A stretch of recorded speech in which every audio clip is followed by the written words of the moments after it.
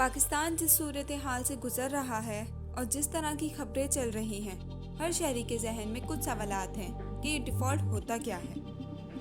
क्या आपको भी यही लगता है कि मुल्क डिफ़ॉल्ट होने का मतलब है कि मुल्क बिल्कुल ख़त्म हो जाता है? और एक और बात, क्या पाकिस्तान सच में डिफ़ॉल्ट होने वाला है?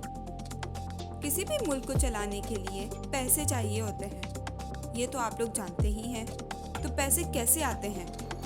यहाँ तो मुल्क बहुत सारा सामान बनाता है और बाहर बेचता है और वो बाहर से पैसे या डॉलर्स कमाता है। दूसरा तरीका ये है कि उसके बहुत सारे लोग बाहर काम करते हैं और वो रेमिटेंस भेजते हैं जिससे डॉलर्स आते हैं। तीसरा तरीका ये है कि मुल्क डॉलर्स उधार लेता है और उस उधार को उतारने का जब टाइम आ जाता है या जब उसकी किस्त वापस करने का, और जब मुल्क के पास पैसे नहीं होते तो वो अपने आप को डिफ़ॉल्ट डिक्लेयर करता है।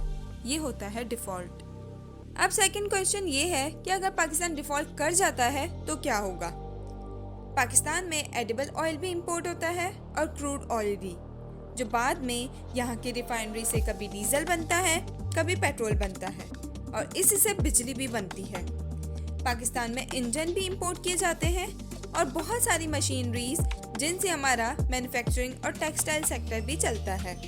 तो अगर पाकिस्तान डिफ़ॉल्ट कर जाता है, उस सूरत में उसको कोई बाहर का मुल्क कोई सामान इंपोर्ट करने की इजाज़त नहीं देगा, मतलब लेटर ऑफ क्रेडिट उसको नहीं देगा।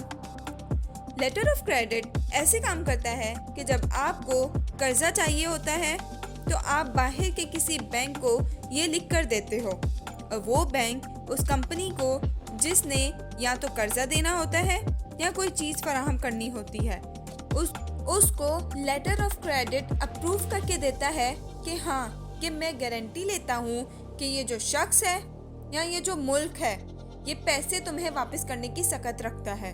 लेकिन डिफ़ॉल्ट हो जाने के बाद ये लेटर ऑफ क्रेडिट नहीं मिलता। थर्ड क्वेश्चन ये है कि अगर पाकिस्तान डिफ़ॉल्ट कर जाता है तो क्या हम रिकवर कर सकेंगे? पाकिस्तान कोई पहली कंट्री नहीं होगी जो डिफ़ॉल्ट कर जाएगी। आज से पहले करीब 100 से ज़्यादा कंट्रीज़ डिफ़ॉल्ट कर चुकी हैं और फिर ये होता है कि IMF बीच में पड़ता है या दूसरी कंट्रीज़।